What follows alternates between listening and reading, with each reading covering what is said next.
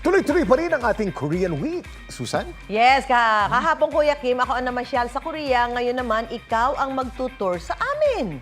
Noong anibersaryo ng show natin nakaraan, pupunta ako doon. Balikan natin ang ilang Korean escapades namin.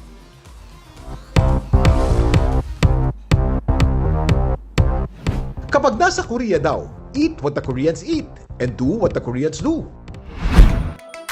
Kaya ang maraming Pinoy sa rental shop na ito sumusugod para mag-arkila ng traditional Korean cloth, ang hanbok. May titindi pa ba sa pandar na ito para feel na feel maging Koreano? Kaya sinubukan ko rin siyempre to dress up the ultimate Korean way. My size? Oh, that's very sad. My size, please. Yeah.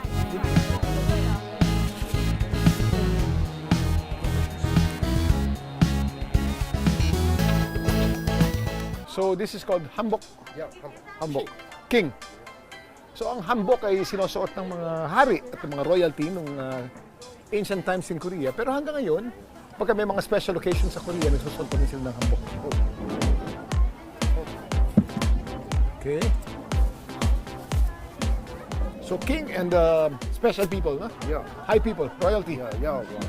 Ito naman, nagsusuot tayo ng hanbok ngayon at itong hanbok na to, susuotin natin at lalakad tayo dun sa kalye ng Korea na suot ang hanbok para talagang authentic ang ating Korean experience.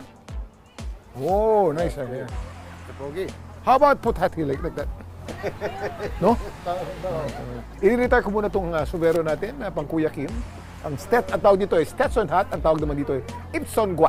Ito ang sombrero ng mga royalty at ng mga matataas sa tao noong unang panahon sa Korea.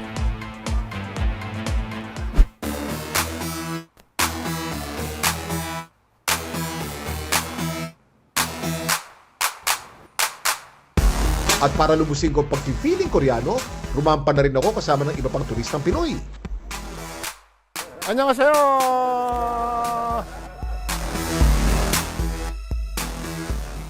How Korean can I get pa?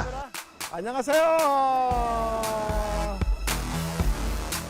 Ang aking pagiging Korean in looks. Goblin! Annyeonghaseyo!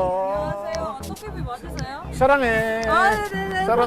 사랑해! It's Gongyu. Oh my gosh, I see Gongyu right here. Eh, sinasabi ko sa inyo, kamukha ko si Gongyu. Filipino version. Sabi ko sa inyo. Kamukha. Sabi ko sa inyo eh. Bawal kiligin. Sa tingin mo, ilang percent ang pagkakaitsura ko kay Gongyu? 100%, 99%, 88%? Features kasi, pero yung age, alisan natin yung age. Oh, masama yung age! Let's say 76%. 76%. Pwede na. 76.5. 76%. 80? Ah, sige, 80. Round up na natin. May gagawin ako ha. Sige.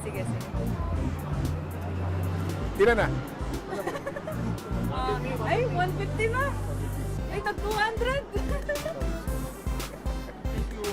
Kamsahamnida! Kahit napaghahalata ng aking edad, proud akong maraming buhay ng mga kabataan noon ang kahit paano'y na-touch ko. At marami pang kababayan ang napapasaya ko, nababahagi na ng mahalagang kaalaman at magagandang kwento. Yan ang dapat alam mo. Annyeonghaseyo!